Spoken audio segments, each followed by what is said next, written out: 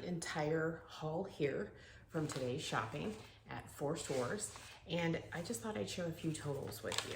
I spent a total of $253.58 on all the food items. I did buy a couple of things that were not included on that food item list or that total, and that is some more saran wrap and some more foil. And this, according to all the recipes and that I've doubled and things of that nature, we should be able to get at least 28 recipes, 28 freezer meals out of this. So for 28 freezer meals, that would bring the cost to be about $9 each freezer meal for what we spent. Now, I do have some of the items in my pantry already that were called for in the recipes, so I can't really include those in the calculations because they've been in there. I had some ziti pasta, I have a whole bunch of tomato sauce, those kind of things that have been in there for a while. I think even if I recalculated with what I paid for them back then, which I could go back and figure that out, I think it's probably still around $9.50 maybe per meal. So let's see how many we end up with tomorrow. I want to go ahead and get some homemade dog food cooked up. I did take out some ground turkey earlier today to thaw. It's perfectly thawed. It's the perfect time to do this. I'll do this in my Instapot, so I'll bring you along while I do that. So the first thing that we're going to start off with is a couple of sweet potatoes. I've gone ahead and rinsed these off, as well as some carrots. So the first thing I'm going to do is I'm going to dice them. Didn't put these little peels off of there. If you've ever diced a non-cooked sweet potato, they're not exactly the easiest. I'm going to open my Instapot here so that as soon as I have this, and you will probably hear my dogs because they can hear me open that Instapot. I'm just going to dice these up into cubes and put them into the Instapot, skin and all.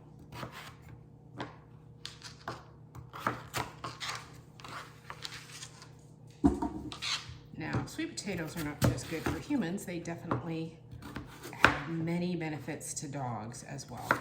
Now, the reason I started doing dog food here at the house was for a couple of reasons. My dogs have kind of a sensitive palate, which is kind of funny because I have 2 pit bulls and a Great Pyrenees mix. So one would think that they could eat anything. In fact, 2 of my pit bulls were stray dogs at one point, so they're rescues. Actually, all of my dogs are rescues. We just rescued our Great Pyrenees mix when she was a puppy. Her mother had been killed in a car accident when she was just a few days old.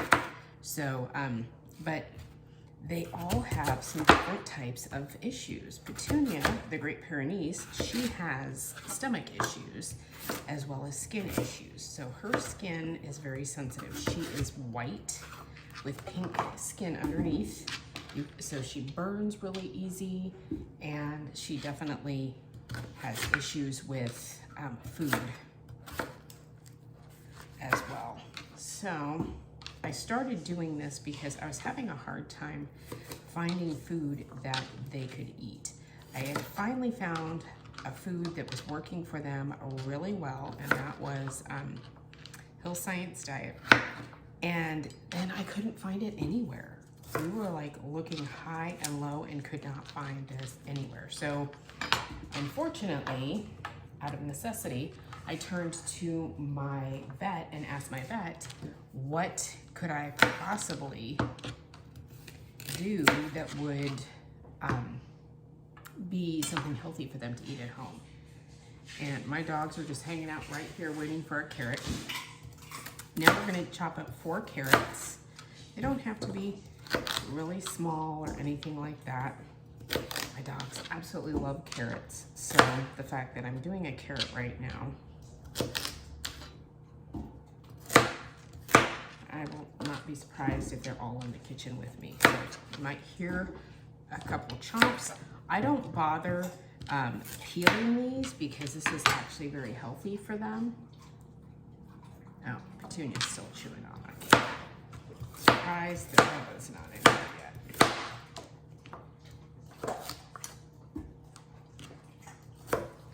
I put the raw vegetables down first, kind of creating a little bit of a layer for everything else to sit on. They don't have to be really super small or anything like that, because of the fact that once this is all said and done, we are going to be mashing all of this. I'm trying to be a little bit quiet because it is 9:30 at night and my husband is already sleeping because he has to work. Even though it is technically a Saturday today and tomorrow will be Sunday, he worked a really long shift today, so he's exhausted. I think he's got tomorrow morning off, but I'm not sure. I think we've got all the carrots in the pot now. So now in here, you'll see that we have carrots and the sweet potatoes. The next thing that I'm gonna put in here is 1.5 cups of rice. You can do white or brown rice. And then I'm gonna follow that with 1.5 cups of water.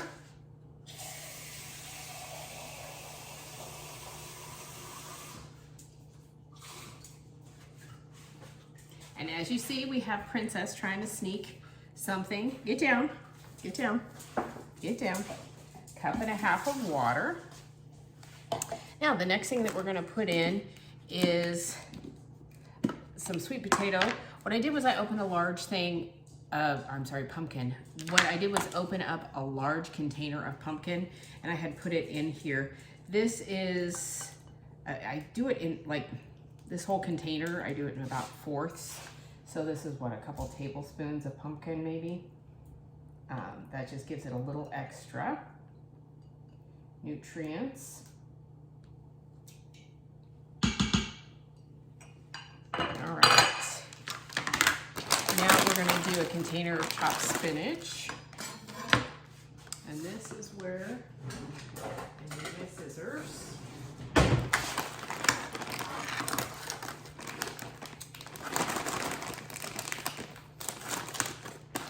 Open up the chopped spinach and just dump this right in. It's kind of a dump and go kind of deal. I do try to get some of it out of there because spinach, I don't know why the spinach, it likes to stay in the container. Okay, get some of that out in there. Then we're gonna do a container of sweet peas. And I do make a mess when I cook. Would you like a pea? Would you like a pea? Thank you. And then next is a small thing of green beans. Now my vet said that, you know, putting in some liver, whether it's calf's liver or chicken livers or whatever, is a good thing. But my dogs just do not like the liver. So they will literally eat around it. Okay. So now I'm gonna put in 6 pounds of ground turkey. This is the messy part.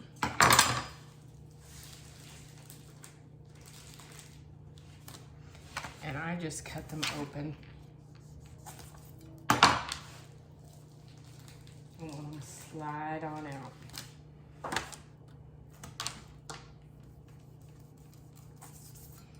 It's been sitting out.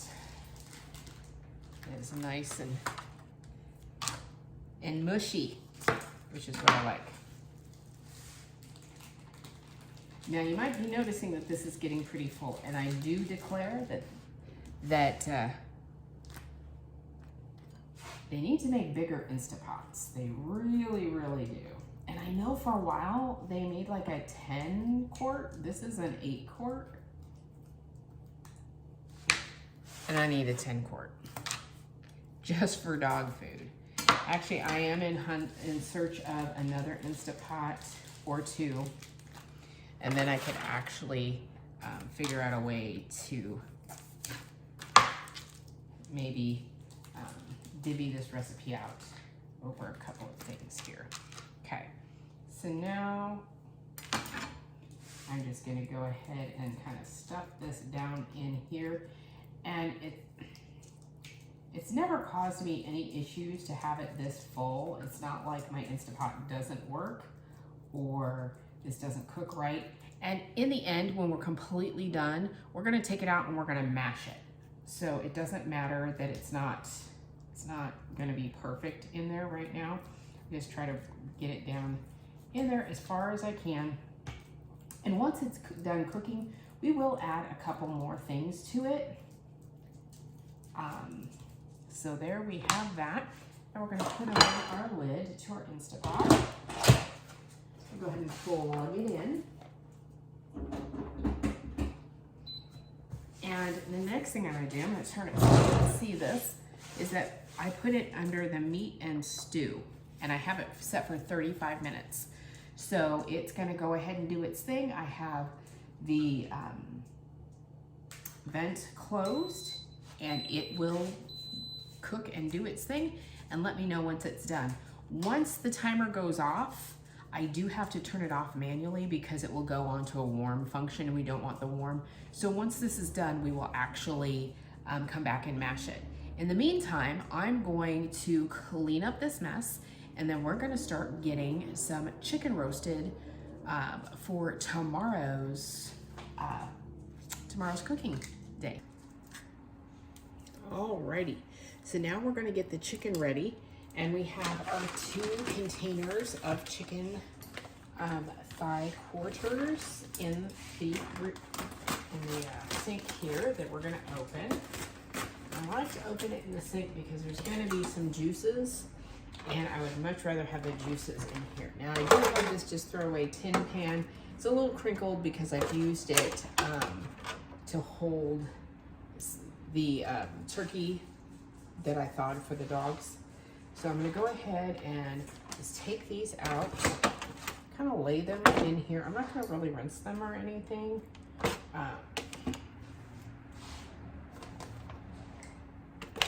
Because, you know, they're gonna be cooking and then we'll rinse it later. So, actually, I'm gonna take that back. I'm gonna rinse this just a little bit. We do have some stuff on here that I'm not liking. And that's what happens whenever you buy things in a package. Sometimes it's worthwhile to rinse it off.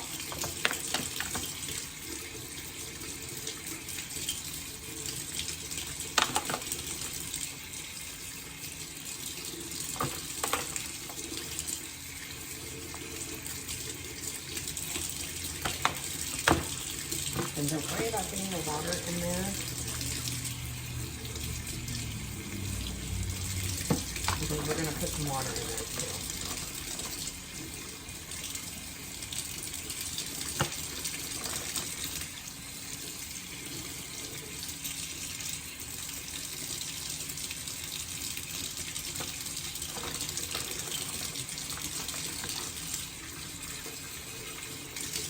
Now this is cool water, it's not hot water, or warm.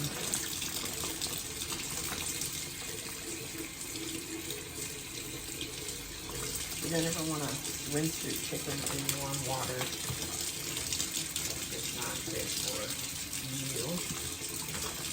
Okay, so you can see there's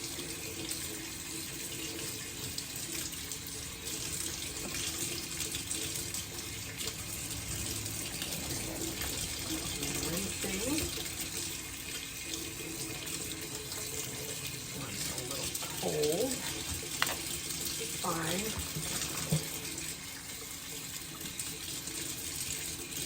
Ooh. Chilly, chilly, chilly. And you might think this is a lot of chicken for this little pan, and it is a lot for this little pan, but it's going to cook down. And I just want it to kind of get all nice and toasty. I could make this in my roaster pan. That's been a thought of mine to leave it overnight, but I'm going to be up for a couple of hours yet. So I'm going to go ahead and put it in the oven. I do have the oven set at 350. And it's preheating now.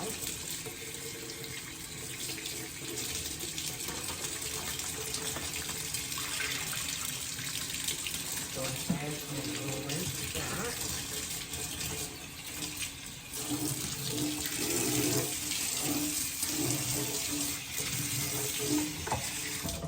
Okay.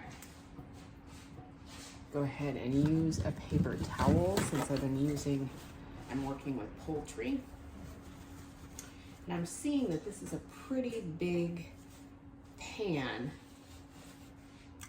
So I'm not sure, I might actually get another pan. Okay, I did decide to get a secondary pan here and just spread it out a little bit because there's a little bit too much in there. Now what I'm going to do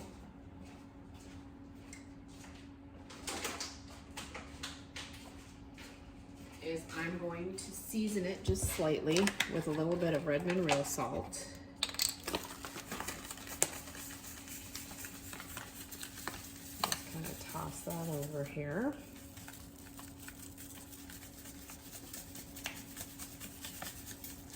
And then some black pepper. Okay, now I'm not going to go too crazy with it. I'm going to give it a nice coating.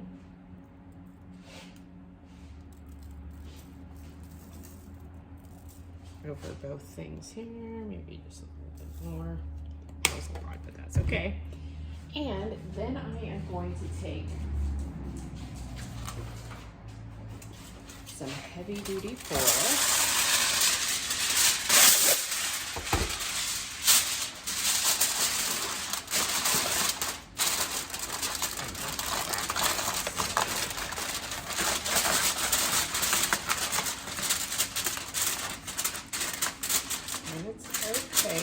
Not like it's got a little venting to it, that's not a big deal. And we're going to put this in the oven for roughly,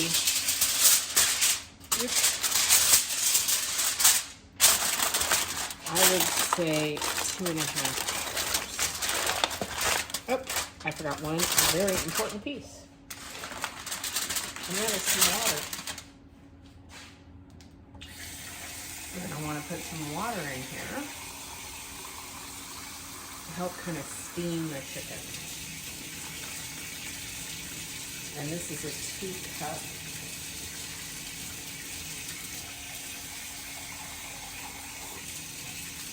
I'm just going to get a decent amount in here.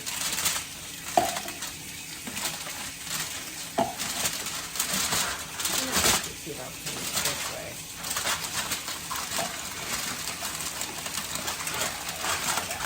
A little bit better.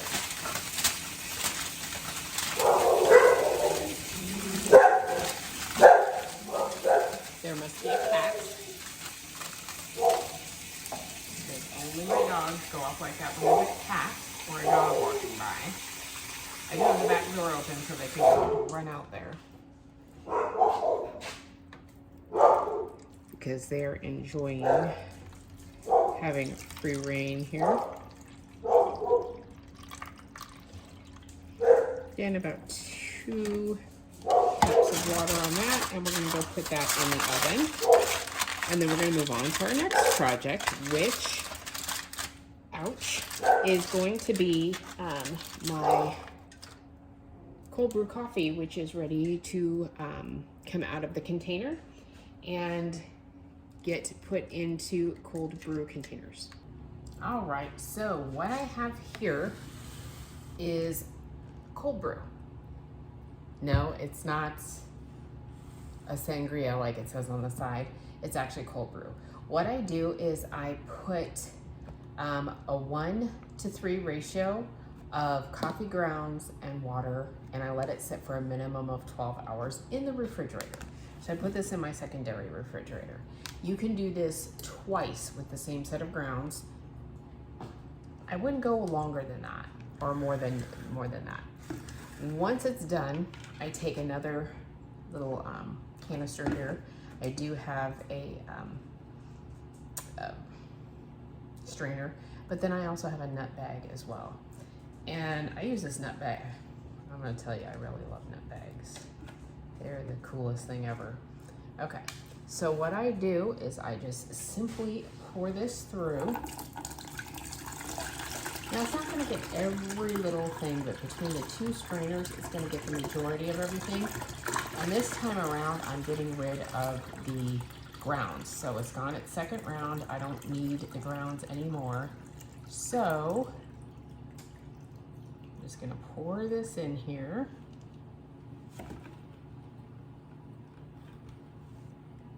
And I don't even really bother to grab all of it. I'm just trying to get the majority of this here. And then I'm gonna throw these grounds away so it's not that big of a deal. I do have a towel here because this is messy. So I'm just gonna move this out of the way for the moment. Now what do we do with this? Now this is needing to be put into a container with a 50-50 solution, or 50-50. So I put, for every 1 cup of my concentrate, I put 1 cup of water. Now I reuse these because buying one of these at the grocery store, oh my goodness, those are almost $6 a piece now. And so that can get really costly. And I go through about 1 of these a day, maybe-ish, depending on the day. So I take a mason jar, and this one just has water in it. And what I'm doing is I will go ahead and measure it out. So I'll do 2 cups water to 2 cups cold brew.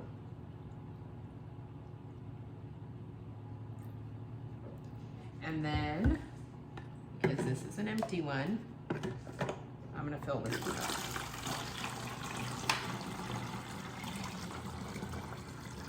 Now, I don't use anything super fancy or special. I just use Folgers of all silly things. And I know some people would think, oh my gosh, Folgers, like you don't use anything really super cool. Oops, that's over 2.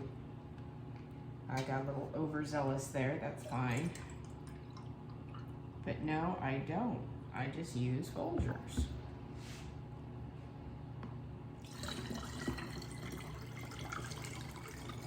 Coffee can be pretty expensive, so,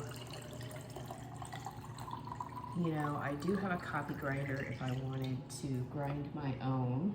That's the one with the water. This is the next one.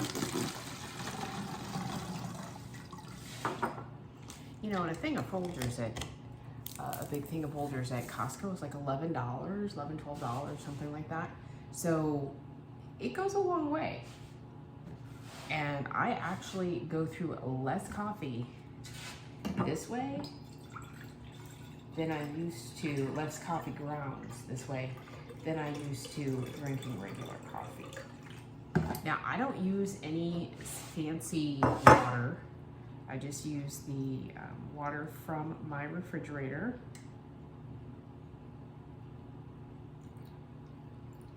And comes out nice and cold, so it keeps everything cold. And I'm using a funnel. I have been known to make a mess with this. So I'm almost out of water. I'm gonna turn around and I'm gonna get some more water out of here. And I brew one of these, at least one of these batches a week. And when I say batch, I'm talking about going through 2 rounds, right? So usually it's one every 4 or 5 days, and I do them back to back. So like last night, for instance, I had taken and done this and put this new batch in the fridge. I usually do it at night Now we're getting to that point where it's almost to the full point.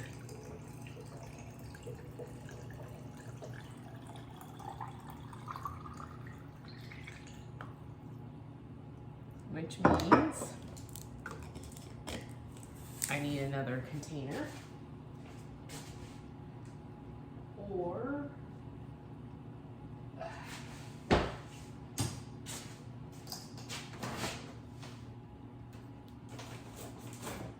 here's my container from earlier. So, oops.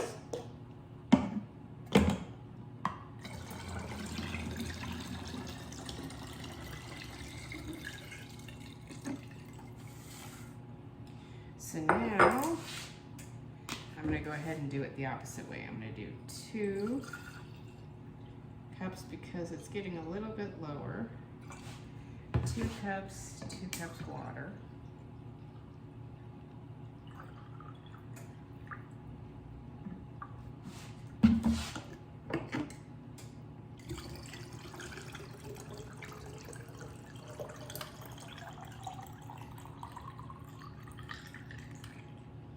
Okay, and now I have 3 of these. I have a little more water here, so I am in need of another vessel for water. Go figure.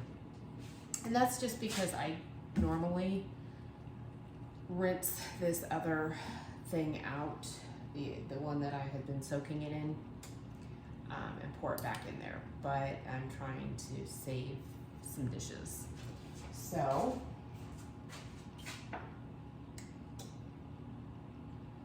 let me see here if this will work. We're gonna just go ahead and pour cold water in there. Okay, so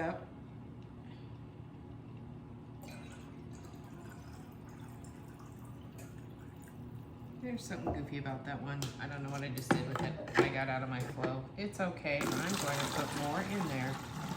Oh, I know what I did. Okay, never mind.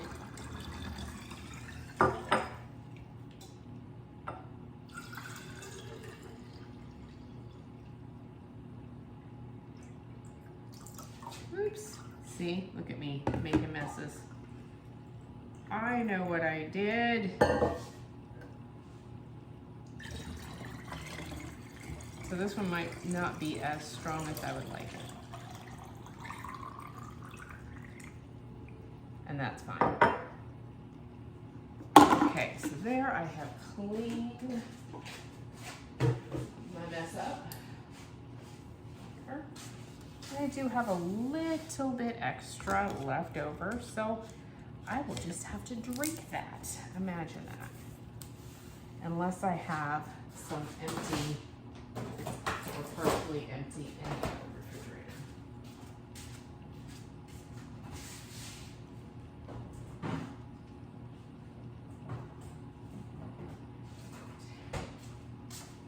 And no, I don't. So that's okay. I basically have a cup worth of coffee. I have made a little bit of a mess and a boo-boo. And that's okay, because nothing in this world is perfect. And we can get messy in the kitchen. It's totally fine. In fact, while I'm doing this, I just might as well make me a full cup the way I normally make mine. Coffee does not put me to sleep. So one of the things on my to-do list is to learn how to make creamer. And I have a great recipe for the caramel macchiato creamer that I am totally addicted to from Starbucks. By the way, no spilling. That was great. I am a little tired. It is the end of the day. And I am just a little tired. It's been a day. All right, this is a little lighter than I like, which is fine because it's nice. It's night.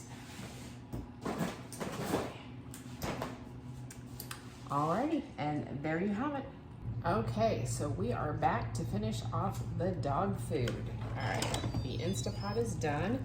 It has been enough time. See, nothing stuck to the lid.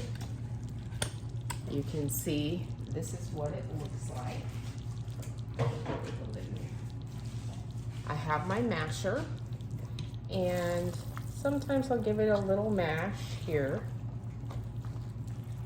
and just kind of let it sit for a little bit longer to kind of soak up the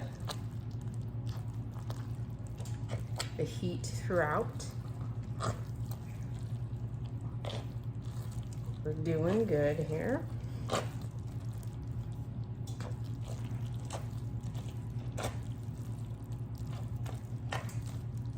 Yeah, kind of got it mashed just a little bit.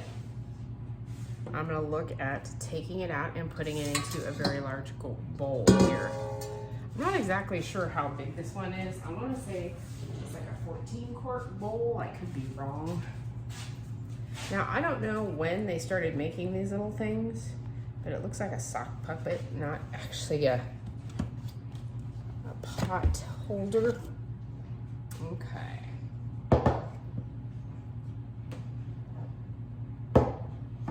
Try this the other way. All right. Put this all in here. I'm usually a little more eloquent than this, but you'll see that there's some stuff down in here. We're going to scrape that out.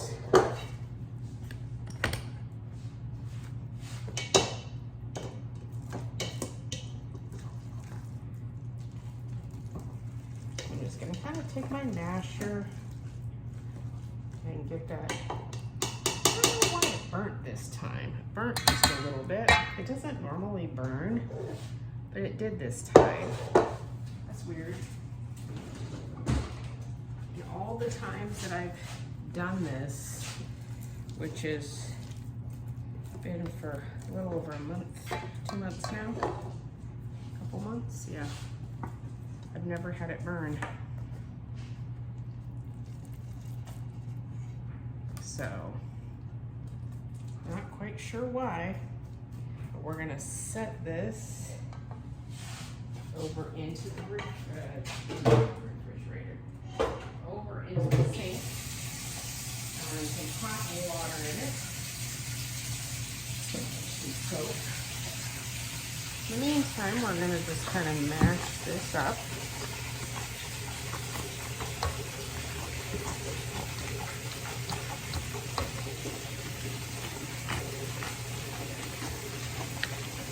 Get all of this incorporated.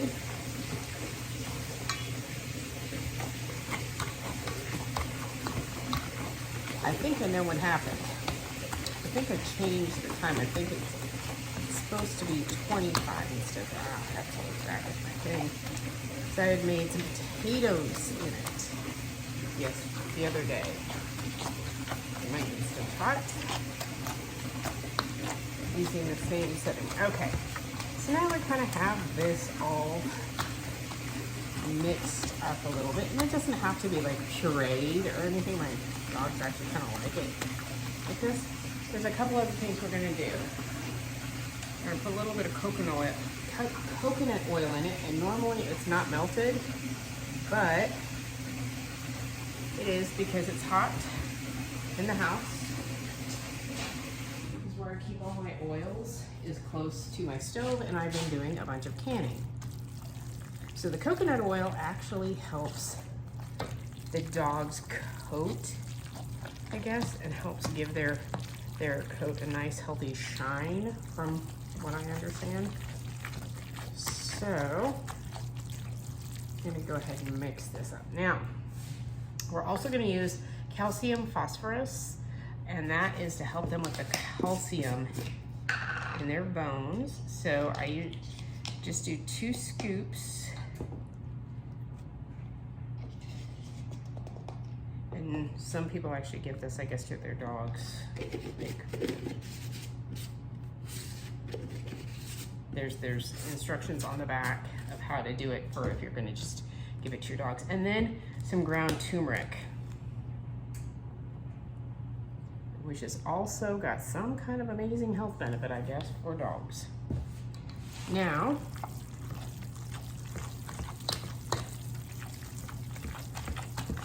we're gonna put this all together. Now, the funny thing is until you added that calcium stuff in it, this is something that I could totally eat. Not that I'd want to, but I like knowing exactly what's in this for my dogs.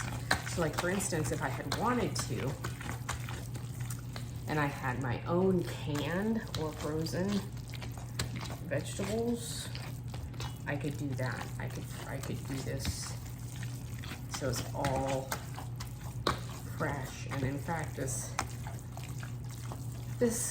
spring, summer, I might do that. Once, you know, green beans come into season and cheese and all that. I don't know.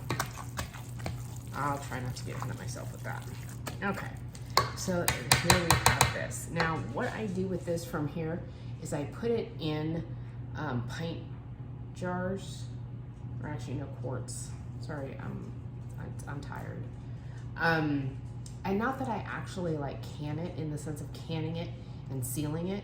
I actually just put it in the jars so that it's got a place to live, and then I put it in the fridge. I'm going to get to Target one of these days. They have this really cool 1 cup and 2 cup molds that I want to get, where I can put those molds in the freezer, freeze this, make it a larger batch, and then just get it out and thaw it for them. I think that'll be really cool because they eat about 2 cups. The 2 girls eat 2 cups, a little over 2 1/4 cups, and then Bubba almost eats 3 cups himself. So that is homemade dog food. I'm going to get this put away and let my dogs out because they can smell food. And when I mean let my dogs out, let them outside. I've shut the door. But they can smell the food, as you can see a wagging tail here waiting to lick a bowl.